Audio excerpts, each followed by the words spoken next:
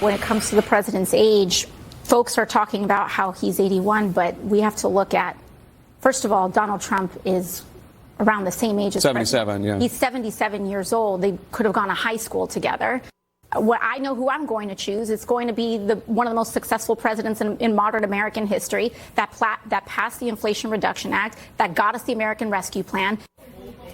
And there's a big Reuters item today detailing all the different ways that some experts believe Democrats dropped the ball party-wide in addressing questions about President Biden's acuity sooner. But something we know is not going to happen when, and this is from officials on the record, when the president goes for his physical, which we expect to be soon, he will not participate in a cognitive exam. Back to you. Will he refuse to answer questions, or they just won't offer it to him? It seems like it's just not going to be offered. Yeah. And Why? if it is, I am not a doctor. I just play one on TV.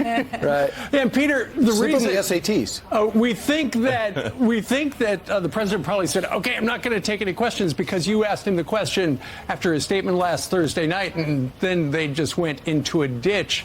But ultimately, regarding the tension in the briefing room, and I know this has been talked about for a little while, but you said on Monday that during the Super Bowl, the White House actually called you and said John Kirby being elevated was not a demotion for KJP.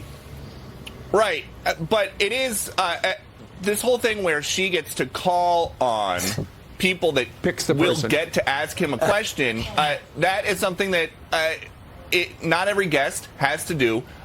Some of the guests who are there more infrequently have to do that, but it's a way, if you're there answering questions, you might want to call on somebody, you might not want to call on somebody, and he does not have that power right now in the briefing room, which is one way for the hierarchy to remain, where there is one press secretary, officially, it is Karine Jean-Pierre, and then John Kirby, despite his new elevated title, is not the press secretary. Right. Now, that's really got to burn him as an admiral. Used to having people salute you and take command. Now he's got to sit there and have somebody pick out questioners. How insulting. New York Times says in that article that back in 2022, when Jen Psaki stepped down and KJP was named, that the president said he was trying to reassure her not to worry about filling Psaki's shoes, and you'll have an admiral looking over your shoulder. Real quickly, what is behind you, Peter? Who did we lose him? Yeah, he's gone. What was that? It looked like a Valentine's Day card? Looked like it.